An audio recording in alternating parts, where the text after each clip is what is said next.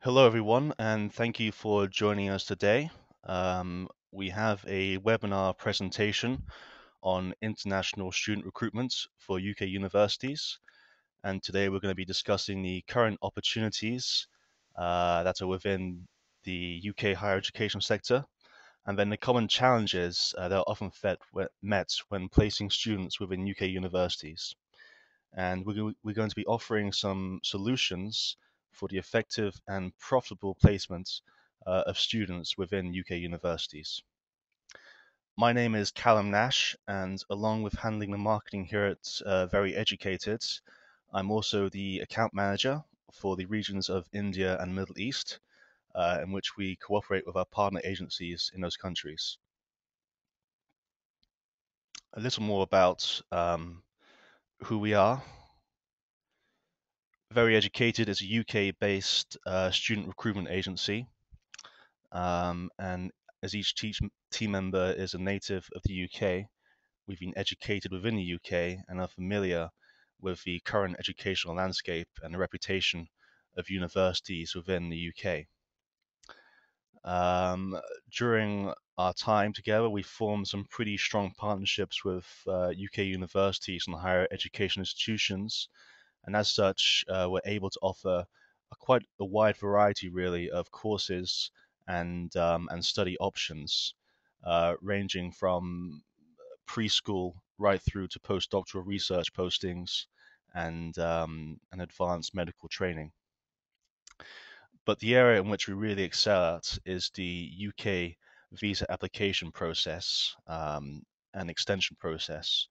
And this is an area in which we're quite often consulted in by our partner agencies across the world. And also, we're UCAS registered, which is crucially important for partnering with UK higher education institutions, which will be discussed later on in today's webinar.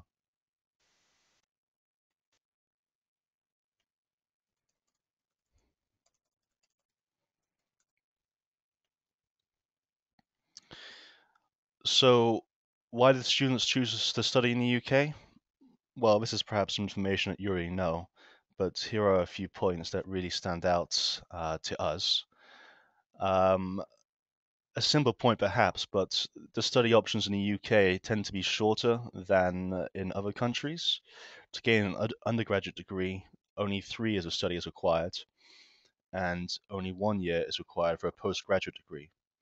And that combined with the relatively cheaper tuition fees means that the student will spend less time studying and perhaps more time able to look for work and getting a job. Simple point, but one that is definitely a strong selling point. Furthermore, many universities across Europe now teach their degrees in English, but really to become fluent in the English language, you need to be submerged in the country and its culture, which is why studying in an English-speaking country is a big bonus. And employability. The UK offers some of the highest starting salaries for graduates in the world.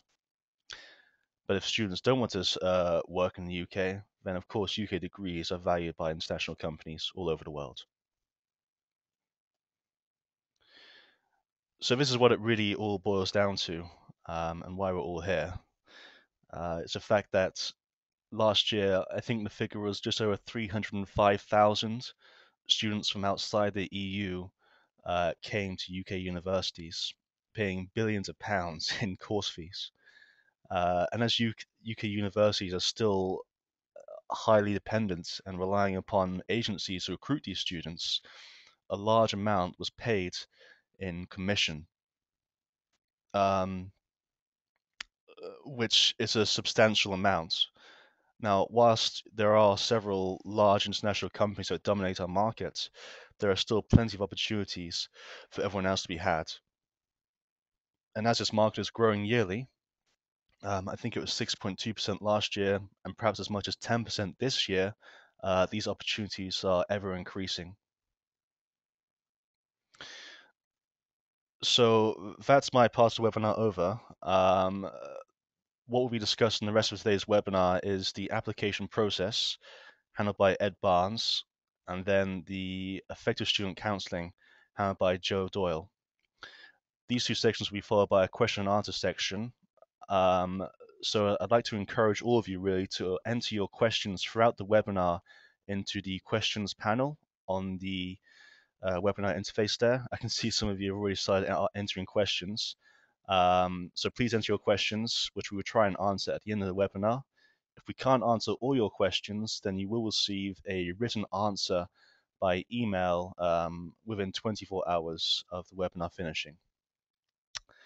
So right now, I'd like to hand over to Ed Barnes, who's going to take us through the application process.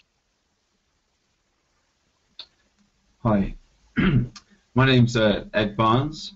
I'm the Managing Director of Very Educated, and I'm going to be speaking on the subject of the application process, which, if we're honest, presents some of the greatest challenges to converting a student inquiry into an actual place at a university, and then of course, which means a commission payment to you and I.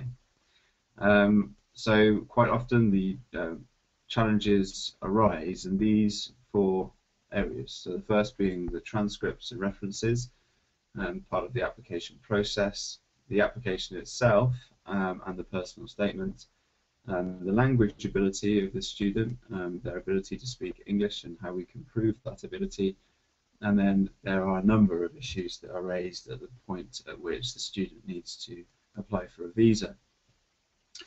So it's really my job in this webinar to provide some solutions to these problems. Obviously, it's an ever-changing situation. As you no doubt already know, the Home Office in the UK, UKBA, does change the regulations fairly frequently, and universities try to respond to these changes, sometimes in good ways, sometimes in not so good ways. Okay, so let's have a little bit of time to consider the transcript and references. So obviously the transcript of records, this documents the performance of the student. It includes all the information the university needs, the admission staff need to see where the student's strengths were when they attained their undergraduate degree. It would include information on the modules and units they took, their credits and grades, and it records the students' activities, and it maps those students' activities out over the number of years that they studied for their undergraduate degree. Now, this is absolutely essential, essential for academic recognition, which means it needs to be submitted, obviously, every time you send a student to be considered by a university. Now, we work very closely with agents in various countries throughout the world, and they're becoming more and more adept at knowing exactly what things to send us as an agency here in the UK, and we can clean the list, as it were. We can look at the documents that are sent, and we can advise on which documents need to be sent to us. Sometimes universities need to see something else. So we're in a good position to communicate with universities and to feed that back to agents in country. Now, the next point, academic references. This is something that is key to the student's application. Now, as is obvious from the title, academic reference, it needs to be a reference from somebody, and somebody recently in their study pathway. So perhaps a tutor or a professor, a faculty member of staff at the university that they last studied at, if of course they're studying or applying to do postgraduate. If they're applying to do undergraduate, of course, then notes from their high school would also be acceptable as a point of reference. The referee, the person the student chooses to be a referee, must present an informed view of that student's academic ability and their suitability. So it needs to be informative. It needs to tell the university something about this student. Of course, it needs to be written in English, and it needs to be relevant. Now, sometimes students have left full-time education and have been in the workplace, so Professional references can be accepted. They can be used in some cases, including if the student has been in full-time employment for 2 years or more, then these references can be used. Do not submit personal references. So references from family or friends, these will not really support a student's application to university.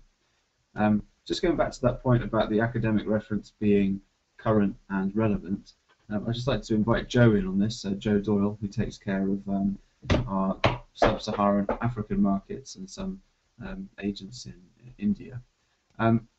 Just anecdotally, what situation have you seen arise before where the academic reference has been a little bit old?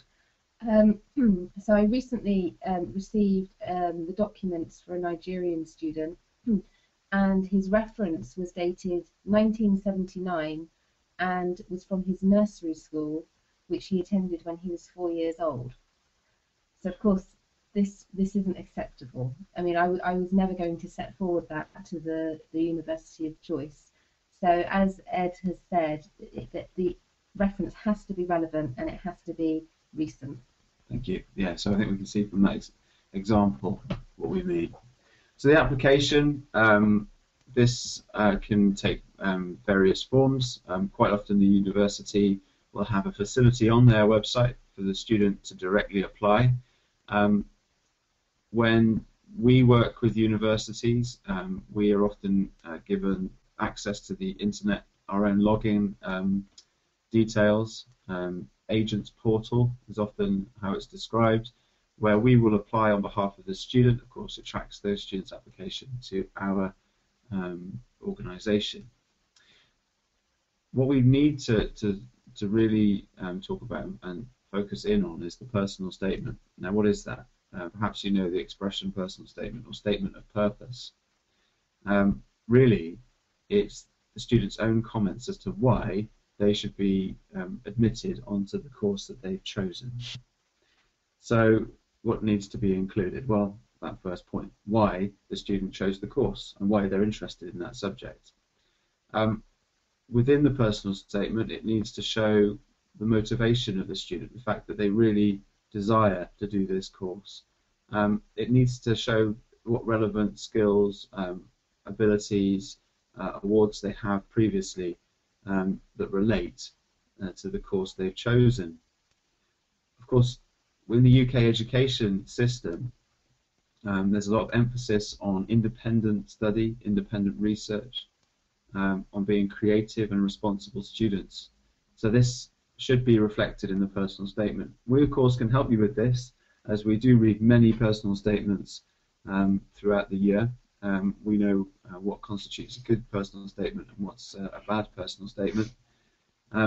The other point there is it's good to boast a bit, to mention prizes, awards, anything that's relevant, life experience that may apply, so travelling experience or studying abroad. And then just a note on how it's composed. It needs to be well structured, which means a short attention-grabbing introduction, relevant content in the main body which supports their argument to be admitted onto this course, and then a conclusion which really will make the admission staff and the academic staff take notice of this student. So sentences need to be short and sharp, punchy, not long and overly poetic. And of course the grammar and spelling needs to be correct, which is easy to do with a lot of grammar and spell checkers. So this is the point where there's a lot of challenges, a student's English language ability. Even though, and we all appreciate this, in countries such as India, Pakistan in some cases, Western Africa and the English-speaking states of that continent, students do speak a high level of English. Unfortunately, because of the regulations by the UK HEI, only students from what they class as majority English-speaking countries, and unfortunately India, Nigeria, etc. aren't listed on that list of countries. So if a student is applying from these countries, even if their English is at a good standard, they still need to prove their level of English through a secure English language test. And we have some formats here. IELTS is the most commonly accepted in UK universities. TOEFL, obviously, for the USA, but is also could be used to apply to UK. Pearson, PTE. This is basically an academic English language test, which is created by Pearson, and it's for use for institutions in most English-speaking countries. So just a note there on IELTS. The score in IELTS, this is the thing we need to look at. So when you receive an application from a student, you need to look at their IELTS certificate. You need to pay attention to their overall score, and depending on the course level they want to study, that will also dictate the score that they need to gain entry onto that course. But just a note there, for instance, in IELTS there are 4 bands, isn't that right, Joe? If they have scored well overall, is that in itself always enough? No, it's not always enough. The individual bands, the score of the individual bands is also very important. Okay, I think you might have an example of I this. do, yeah. So there was a young student from Sri Lanka who wanted to apply to a business school in London. Her overall IELTS score was 6.0, which in itself was enough to study at undergraduate level. But unfortunately, in one band she scored 5.0, which wasn't enough. She needed a minimum of 5.5. So the business school came back to me and said that she needed to do a pre-sessional English course, which she could actually study at the same time as her undergraduate degree. Yeah, thank you very much. So we see there are some challenges. Of course, it's good to speak to us because we commonly deal with questions about the English language ability of students and what is accepted and what isn't accepted. Now, just a note there on WIEC, which is for West African countries. It won't apply to everybody listening to this webinar. In some cases, this is accepted if it's level C6 and above. That's correct. That's correct. Yeah. It may also need, the student may also need to do a Skype interview to support this. And also, I think we've recently been in conversation with agents in India about what could be commonly accepted from India. Is that right? There is also a higher secondary school education certificate that is accepted. Yeah. At some universities. Yeah. So that's a key point. At some universities, sometimes universities choose at their own discretion not to accept it. So that's why we need to be in constant communication with these universities. Okay, here's a note on UCAS. Callum Nash mentioned at the very beginning that it's absolutely crucial for students who are applying for undergraduate degrees that they use UCAS. There is no other way to apply for undergraduate unless, of course, you go via a private college or a college which is an education provider outside of the university framework. Now, UCAS stands for University and College Application Service. It's a centralised application service.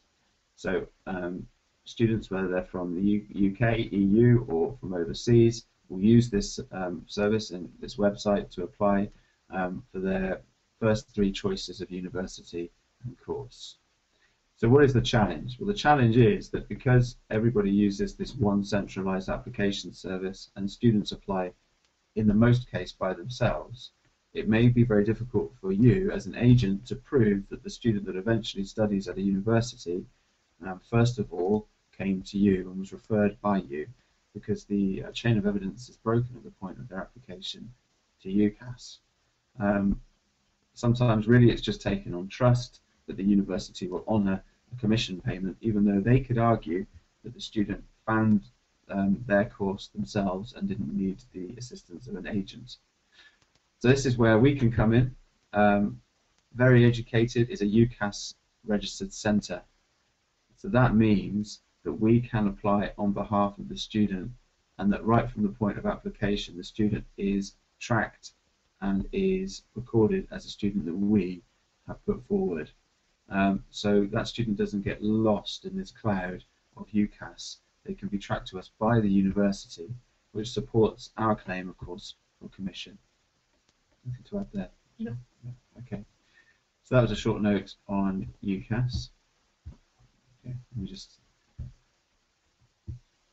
Right, and now the visa. Now we could probably do another webinar about the visa. The situation changes. Obviously, the simplest way of putting this is that the student, once they've applied and they've provided the information the university needs, they will receive an offer.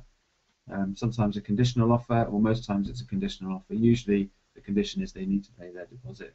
Sometimes the condition might be that their English language level isn't high enough. In that instance, where their English language level is not quite high enough, what options do they have, Jeff? So, for example, if the required level of English is IELTS 6.5 and the student has an IELTS score of 5.5, they will be required by the university to either redo their IELTS in their home country before they start their degree, in which case they would then have to submit their certificate and the offer would have to be sent out again. Or what happens in most cases is the student will do a pre-sessional English course before they start their degree. So if the student has an IELTS level of 5.5, they would most probably do a pre-sessional English course in the region of 8 to 10 weeks before they start their degree. So if the degree starts in September, they'll come to the UK in June or July and start their pre-sessional English course. Thank you. Yeah, so that's an important thing. And of course, in situations where there is a fee to pay on some pre-sessions, there may sometimes be a commission that's payable to the agent. Is that correct? That's correct. Yeah, okay. So that's just a small note really on visas. Obviously the visa that the student needs to get is the Tier 4 general visa. And the visa application in itself presents challenges. Now the student will need to have an interview with a Home Office member of staff to support their visa application. Joe has a point on this? Yeah, the interview is nothing to worry about, and it will only last, approximately 5 to 10 minutes. Yeah, okay. But what's important though is that the student obviously understands where they're going to in the UK. They know something about the university, and they can express themselves why they chose that university. That ties in nicely as well with their personal statement. And so really, that's why we need to listen to students. We need to give them the information they need so that they can present that information when they're called upon to, that will help them with their visa. So really that brings us to the next section of our webinar, which is the need for effective student counselling. And before we do that, we just have a last comment about the visa. So a university sponsors a student's visa, and its ability to do that is based on its rating by the Home Office in the UK. So obviously the top rating is a highly trusted sponsor. So pretty much all of the universities in the UK, the good standard universities, are highly trusted sponsors. The next bracket down is an A-rated sponsor. Okay. Now, there's a word of caution here. Private colleges. How can you identify potentially difficult situations with private colleges, Jeff? Well, there's a lot of problems arise with students enrolling in private colleges. They often offer low fees, which can make them very attractive to overseas students, and they offer, in a lot of cases, high commission, which makes them attractive to agents who want to promote the colleges and the courses provided. There are some issues that arise with these colleges, though. One of the main problems is that there is no provision for the student to work 20 hours per week. So if the student is enrolling in a public funded college or university, they will want to be able to work 20 hours a week, which will help them with their living costs in the UK. But this isn't the case with private colleges. So the students are at risk of, if they do need to work, they'll be working illegally, which would put them in a very vulnerable situation. There have been cases as well with these private colleges where the course that the students have enrolled on have been cancelled. So they've arrived in the UK, say for example they have enrolled to study international finance. When they go to start their course, they've been told that the course has been cancelled, but it's okay, they'll be put onto a different course. Maybe that course is international business. Well, for the student, that is a very different course to what they originally enrolled in. So of course they're not happy about this. Another problem that does arise is the teachers not turning up to work, or arriving late quite a lot. So the overall standards of these private colleges are not always as high as you would expect from a public funded college or university. And in the worst case, it has been known that some of these private colleges lose their status as an A-rated sponsor or a highly trusted sponsor. And where does this leave the student? Because obviously their Tier 4 student visa is tied to that particular college. So if the college loses their status and are not able to provide visas, it could leave the student in a very vulnerable position where they may even have to leave the country. So really what we'd like to stress is that prevention is better than a cure. So even though on the UKBA Home Office website you have that list of highly trusted sponsors, and 90% of those highly trusted sponsors are highly trusted and are organisations that you can quite confidently put students forward to, whereas there is a small minority that aren't. So it's always good to be able to check that organisation out, the HEI out, as soon as possible. We're well positioned here as we're based in the UK. That's my job really, excuse me, to form partnerships with universities, to look at the facilities on offer, and to visit them, visit the staff, academic staff, and to see really where the students will be going and what their life will be like when they study in the UK. So I'd like to hand over completely now to Jo Doyle. She takes us through effective student counselling. Hello, my name's Jo. I look after the African market, so I do a lot with the agents from Nigeria and Ghana. And so today I'm going to be talking about effective student counselling. So this is the main areas where we experience problems are the students' expectations, the budget, how much can the student afford to pay for their tuition fees, the course that they want to study, and the location of the university, or where does the student want to be in the UK. So the first thing is the student's expectations. So what does the student expect from their study in the UK? What do they expect from their university? Do they think that they're going to be able to get a place in Oxford University or Cambridge University? Well, in some cases they may be able to get a place at one of those universities, but for the majority of students that's not realistic.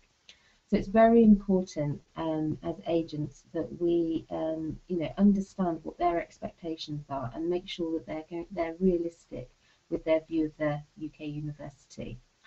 It's important to understand, from the student's point of view, the university's rank. So for some markets, particularly the East Asian market, the university rank is very, very important to the student and to the student's parents. It isn't always realistic, though, for the student to gain admission into a top 10 university. If their academic record doesn't support it, the university will not accept them as a student. So it's important for the student to have a realistic expectation of the university's rank. Something I come across quite a lot is the expectation of tuition fees. So I get asked a lot if there are courses available, degrees available with tuition fees in the region of £4,000 to £5,000 per year. In my experience at public funded colleges and universities, this is not a realistic price for tuition fees. I know there are some colleges, some private colleges, that do offer fees as low as this, but we don't work with those types of colleges. So the lowest fee I know of is a business college we work with in London that is linked to Anglia Ruskin University. And the reason we work with them is because their courses are validated by a very respected university. Otherwise, we wouldn't have worked with them. And their course fees are actually quite low. They are £6,500 from a master's degree. Their courses are £6,500, and that's as low as I know of any respected business school. Also, does the student have a realistic understanding of UK living costs, how expensive it is to live in the UK? As part of their visa application, they will be expected to provide proof of maintenance costs. And I think at the moment the maintenance costs they need to prove are in the region of £9,000. Is that correct? £9,000 a year. So that's quite a lot of money that they need to be able to provide. And I think on every single university website it will say on average a student will need about £800 a month for living costs, which include their rent, their shopping and their travelling costs. I think Ed, you've got something to add? Yeah, just a note on the maintenance. If a student is choosing a university outside of London, then they have to prove less maintenance, so £7,500. And sometimes that makes a university that's not based in London a better option because it's more affordable to apply for a visa. Yeah, that's correct. I mean, the UK might be a small island, but there is a big difference in the living costs between the north of England and the south of England. Okay, so we're going to talk about the student's budget. So how much can the student afford to pay for tuition fees? So, I mean, on the spectrum of tuition fees, I've mentioned the lower end, so you get the private colleges, which we don't work with, and they do offer, in some cases, very low fees, but there are risks associated with that. And then you have the mid-range. So this is where most university fees sit, so between £9,000 and £11,500. And then you get the top end of the fee spectrum, which is about £14,000 to £16,000. So for most students that we deal with, they're in the mid-range section. So their fees are going to be around about the £9,000 to £11,000 mark. There are discounts available. So if the student pays their fees early, and early means basically before they enrol at the university, so they enrol on their first day, if all their fees are paid by then, they get a discount of, it varies, but it's usually about 5% of the total cost of their first year's tuition. So because there is quite a broad spectrum of prices, this could affect which university they choose to study at. So, for example, we work with Teesside University. So Teesside, for their postgraduate courses, the fees are £10,495. They offer an international scholarship to all international students as long as they're self-funded, and that is £1,500. So that is quite a big discount. So if you compare this to the University of Manchester, their fees range between £14,000 to £16,000. So if the student, for example, wants to study international law and they have a budget of £10,000, where are they going to choose? If they don't mind the location, they're going to go for the university which fits in with their budget, which would in this case be Teesside University. So it's important as agents that we have easy access to the internet, and from experience, we know which universities offer similar courses, and we know which universities have the affordable fees.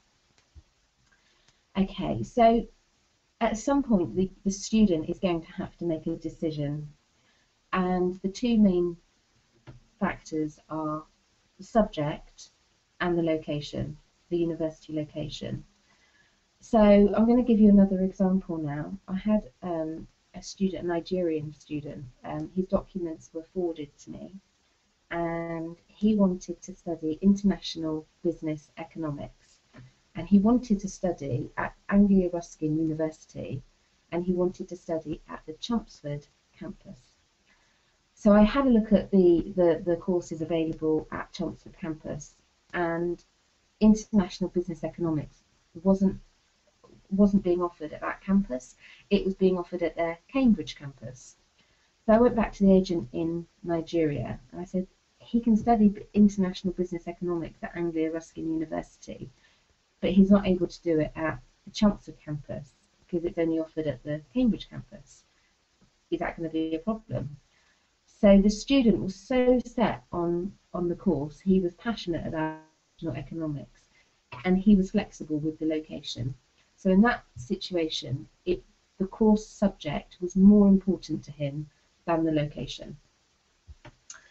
Okay, I'm going to just hand back to Ed now, and we're just going to talk about 3 universities that we work with. Yeah, so we have a panel of universities that we work with here in the UK. We're just featuring three that we're very excited about, actually. And let's just talk about these. The first one, University of the West of England, which is based in Bristol, and it's known by the name UWE. It's an excellent university. It's one of the post-93 polytechnics, so an excellent recruiting university.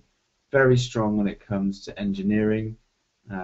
Very, very good new facilities for their design and aerospace. Aerospace in particular, actually, they've got really good industry links, as Airbus is based in Filton in Bristol, and so they have a very graduate employability rate, and also I think they boast something about 94% of graduates are either in further full-time study or actually employed, so a very good university. The fee structure we can see there, you're looking at for postgraduate talk between £10,750 to £11,750. And we want really just to highlight the fact that they have January start dates. I mean, we are now into November. It's not too late to put forward students for January. And these featured courses are just 3 that we've taken from the website that are popular, but there are so many that they do offer, 3 or 4, let's say. So we've got international law, construction project management, engineering management, and information technology courses, which again are strong.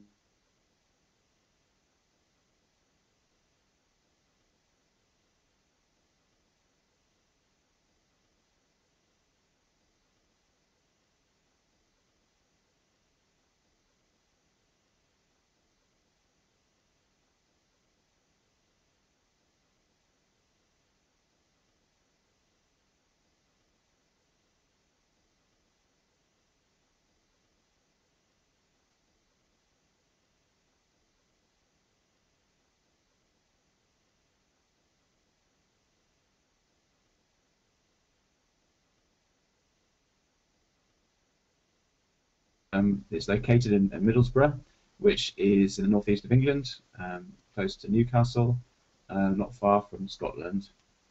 They do have attractive international fees, £10,450, especially with that £1,500 automatic international student scholarship. So that basically is a significant discount to the fees. They have courses that are starting in February, and we can already see petroleum engineering, that's a very popular course, and at a price that is around about just below £9,000 to do petroleum engineering. That really is a good option, and again, it's not too late to put forward students for that course. Teesside do have excellent facilities for biotechnology and biochemistry, and also robust engineering courses, civil engineering.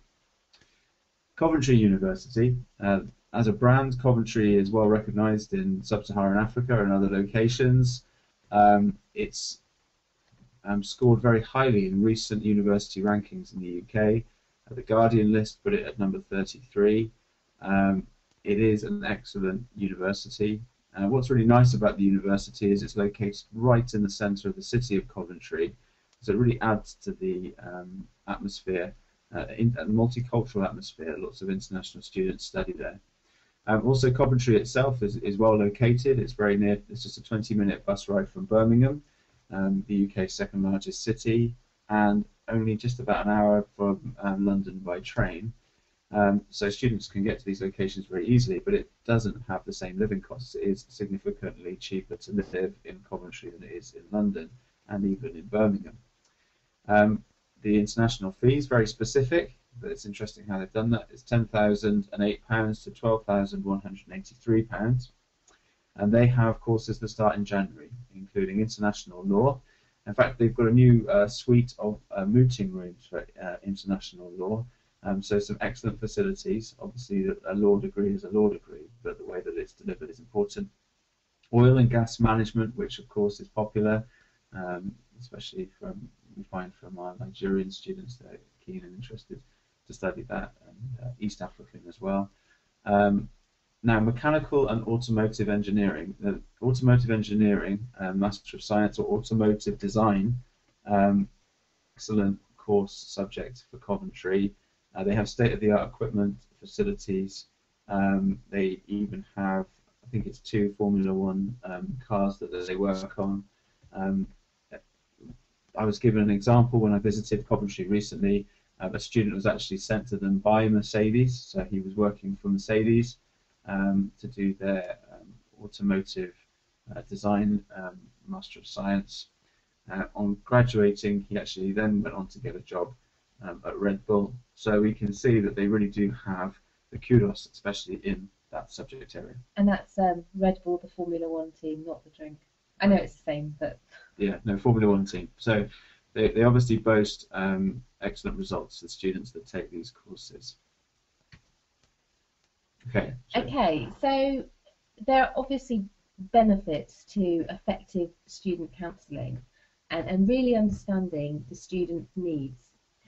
So by asking the student lots of questions, you're really going to know that that student is serious about studying overseas, and they're not going to waste your time. This means increase in efficiency. So if you really know what the student is looking for, you'll be able to find it a lot quicker.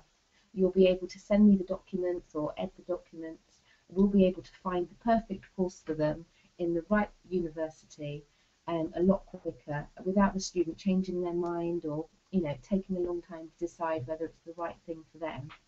And what does this mean? So if we've managed to match the course and the university to the student's exact needs, this means that student is going to come to the UK and enrol on that course, which means increasing profitability, which ultimately means we're all going to get paid the commission from the university.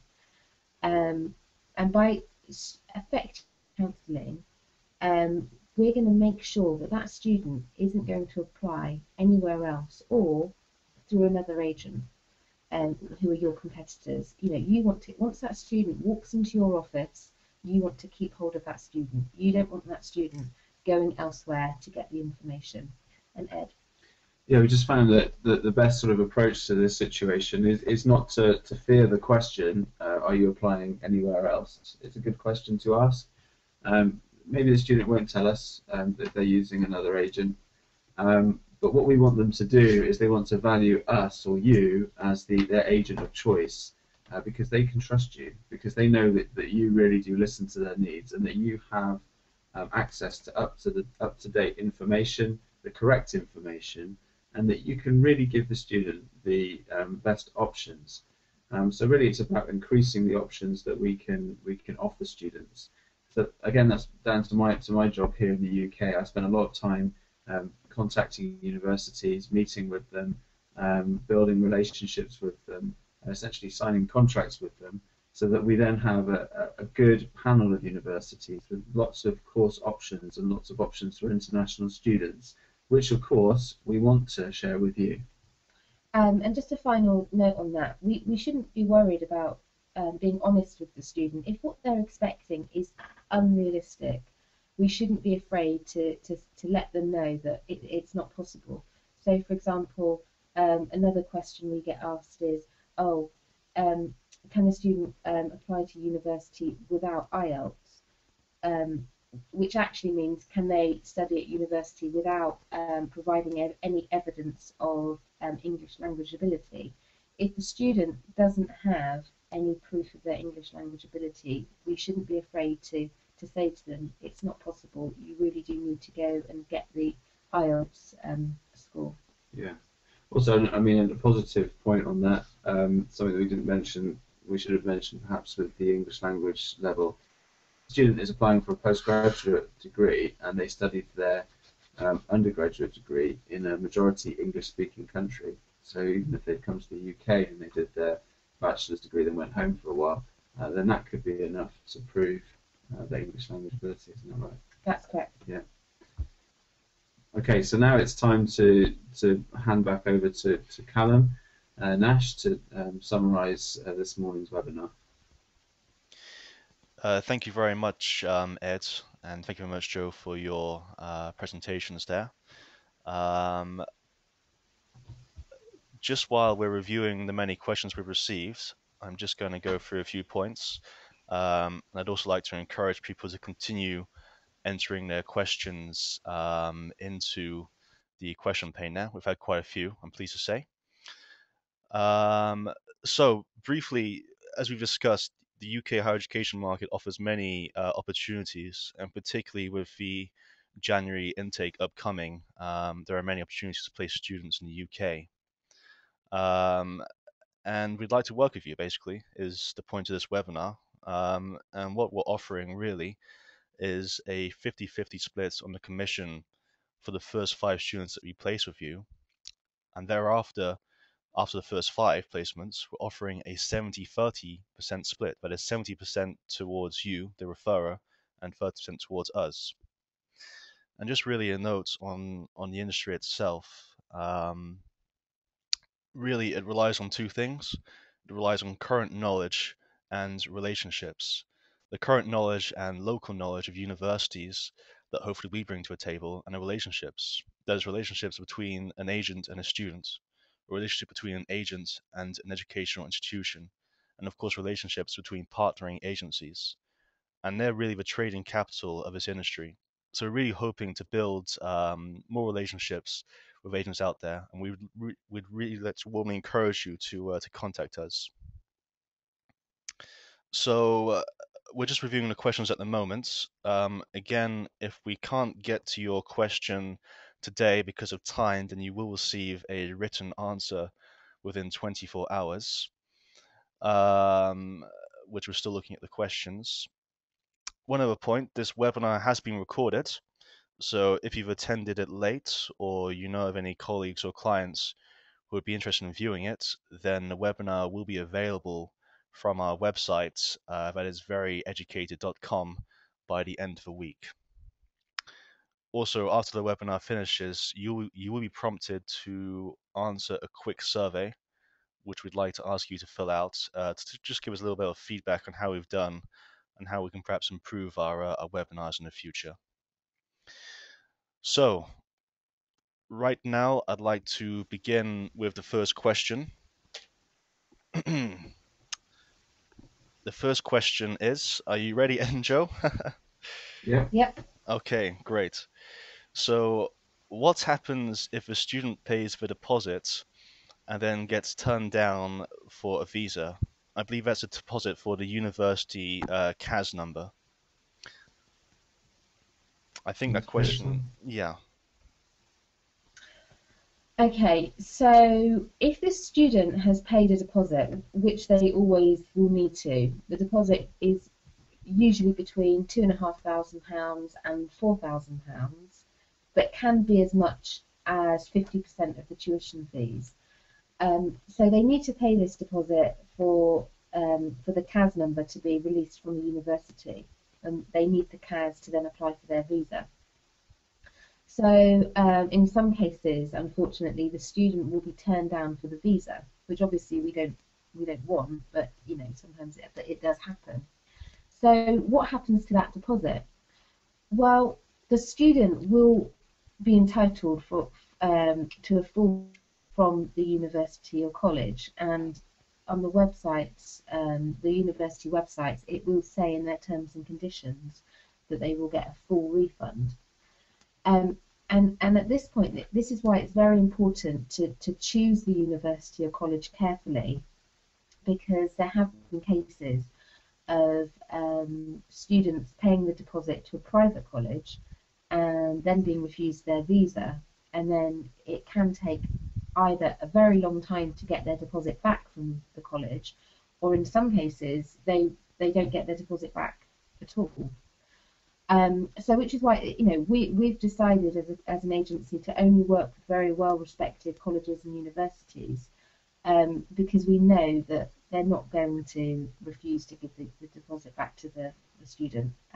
That's not how they work. So the colleges and universities we work with are confident that the student will get their deposit back, and you know, being in the UK, it's very easy for us to contact the university and to talk to their finance department and to chase up the deposit. Yeah. Okay, next question, Callum, please. Okay, thank you very much. The next question is, what are some of the foundation programs available for international students? Ed? Well, at the moment we're working with a university called Buckinghamshire New University, and they offer an excellent international foundation course, which can progress onto postgraduate level. The fees for that are £7,500, and essentially it will prepare the student. It will take them, if the issue was their academic level, so perhaps their bachelor's degree wasn't a high enough level for them to gain entry onto the postgraduate course, and if they have IELTS or English language level, it prepares them for both eventualities. It's never a guarantee that they'll be accepted. A university will never in itself say it's a guarantee of acceptance to study the graduate degree afterwards, but from our experience it's pretty much as close, the closest thing you can get to a guarantee, if of course the student is a legitimate student. Yeah, I have a really good example of this actually. I had a student who wanted to do a master's degree starting in January. Unfortunately, his undergraduate degree, it was a third-class degree, so he was actually refused entry to his master's degree. So what options did that leave him? So I managed to find him, actually at Bucks New University, they offer the International Graduate Diploma, which is from February to December, and it costs, as Ed said, £7,500, and that will get him up to the right level to then start his master's degree in January 2015. So he will be a year behind where he originally wanted to be, but he will be able to study at postgraduate level in the UK. Yeah, so we've already mentioned, for instance, with University of West of England, they have an international college for their foundation, which is basically a Kaplan college called UIC. The advantage of working with a university international college, and in the case of UE, is that as agents, we not only will get commission for placing the student on the foundation course, but when the student progresses on to their course, their postgraduate or undergraduate course, we then will receive commission from the university itself. So in some cases, that's part of our role as counsellors, is if a student realistically cannot gain entry onto, then it is advantageous not only for them but for us to advise that they do a foundation. Also, there are the two sort of major companies in the UK. One is called Into Hire, and the other one is called Navitas, and Navitas takes care of quite a few international colleges for Anglo-Ruskin, etc. Into is very good, Into Higher, because they offer foundation programs to St George's in London, to Exeter University, um, Manchester University, Newcastle, high-ranking universities. So you have the marketing potential of using the names of these well-respected and really good universities to basically sell the foundation courses. Yeah, I have another example of a student that we're placing with Into. It's a partner. This student is from Nigeria, and he wants to eventually do his undergraduate degree in the UK. He has his high school certificate and he has IELTS, but his IELTS score is 4.5, and in one band he scored 3.0. So his IELTS is quite low. So what were his options? Well, he needed to do an international foundation year, because for a Nigerian student, they have to do a foundation year before going into their undergraduate degree. So he had to do that, but he also needed to do a pre-sessional, because his English score, his IELTS score, wasn't high enough to start the foundation. So and he wanted to be in the northeast of England, so it's all quite specific. So I've managed to get him into a pre-sessional which has the lowest requirement of 3.0. They accept students with an IELTS score of 3.0. He'll do that for 2 terms. He'll then do his international year starting from September, and then September 2015 he'll start his undergraduate degree at Newcastle, hopefully at Newcastle University, and that's all through the pathway provider Into. Yeah, that's it. Yeah, I think that's covered the question. Okay. Okay, thank you very much. Callum? Okay, we have a question about the visas.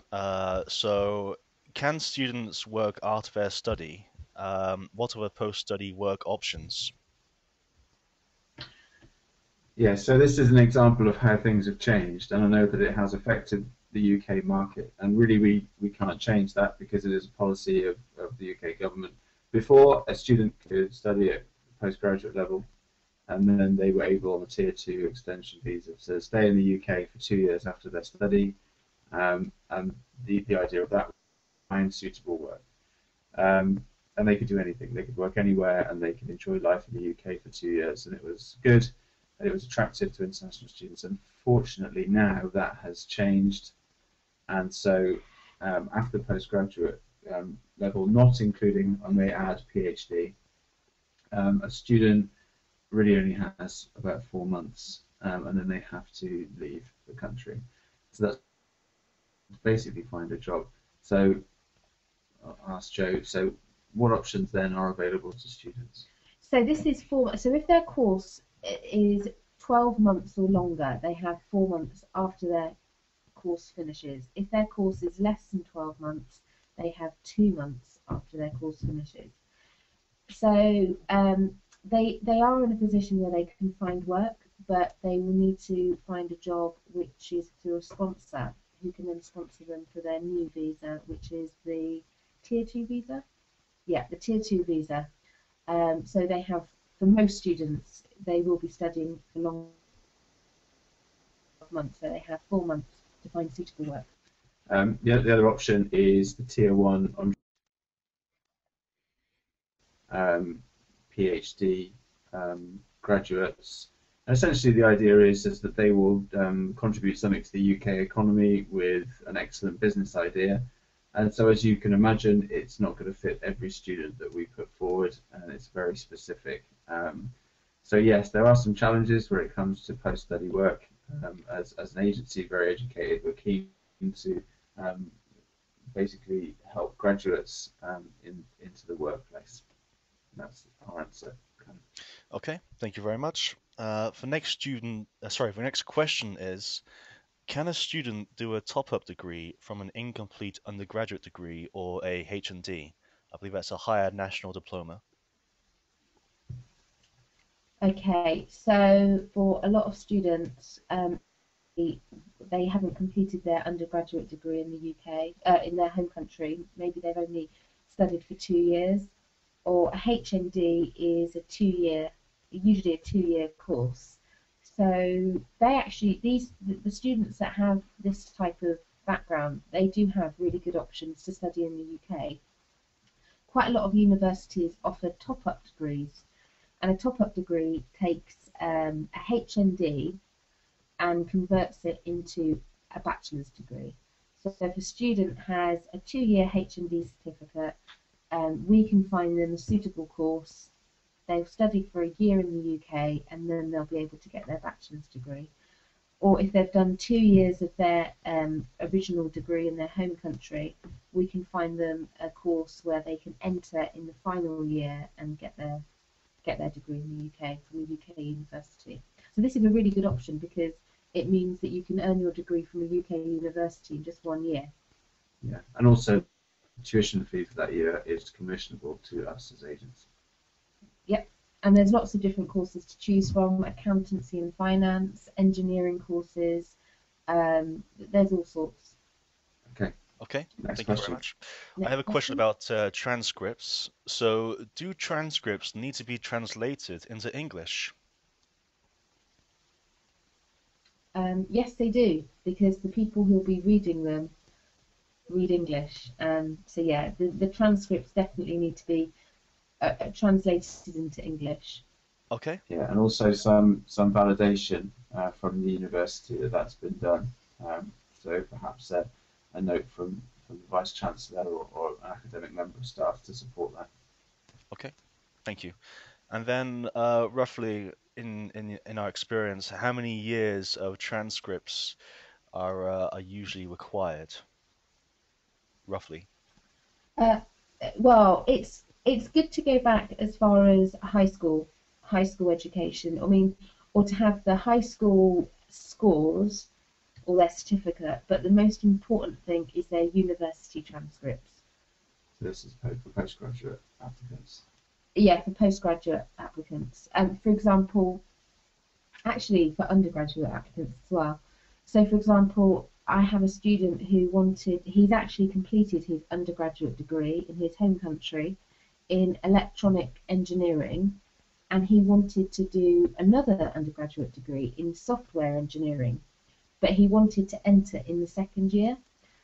So I had his transcripts, and I sent them to a couple of universities to see if it would be possible for him to enter in the second year.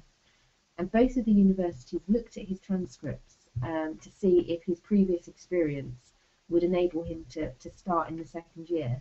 And one university felt that he didn't have the required experience and that he would have to start in the first year. The university decided that he did have the relevant experience and that he could start in the second year. So if I hadn't have had his previous transcripts, I wouldn't have been able to send them to the universities. So I would say out of all the evidence, it's the university transcripts that are the most important. Yeah. Okay. Okay, thank Any you more very much. questions? I have a question here. Roughly, generally speaking, what are the commissions paid by universities? Okay, so it does vary. Some universities pay more commission than others, but you're looking at a range between 10 to 20% of the first year of tuition, which basically means that the vast majority will pay 15%. Okay, thank you very much. And now the final question, we're running out of time, is are there any undergraduate courses available for the January intake? Yeah, there are very many undergraduate courses. In fact, actually, I think that one of the universities that offers one of the widest ranges of courses to start in that date is Coventry, and it's that's the go-to place. A business school we work with in London also offers undergraduate degrees starting in January. But obviously, as it's a business school, they're business related. But Coventry is definitely the best option for January starts for undergraduate, because obviously most undergraduate degrees start in September, but Coventry do offer a big selection, but for undergraduate, as mentioned previously, the application has to go through UCAS. Does that answer that question, Callum? I believe so. Thank you. Yeah. Well, thank you very much, Ed, and thank you very much, Joe, for your answers to the questions there. And thank you very much all to attending today's webinar. If you're interested in contacting us, if you have any further questions about the UK higher education system, or you're interested in partnering with us, here are our contact details. So thank you again for coming along, and we look forward to seeing you at one of our future webinars coming soon. Thank you very much, and goodbye.